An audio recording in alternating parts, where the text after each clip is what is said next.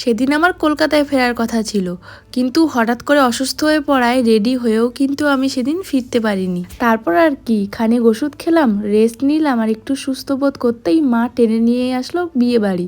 আর বিয়ে বাড়ি আসলে তো একটু রেডি হতেই হয়, তাই আজকে একদম হালকার ওপরে রেডি হয়েছি। আর বিয়ের দিন যে শাড়িটা পরবো ভেবেছিলাম, সেটাই বউ ভাতের দিন পরে চলে আসলাম। আজ হলো জ্যোতির বউ ভাত। গত ভিডিওতে তোমাদেরকে জানিয়েছিলাম ও আমার ফ্রেন্ড হয়, আর ফ্যামিলির দিক থেকে আমাদের একটা রিলেশন আছে।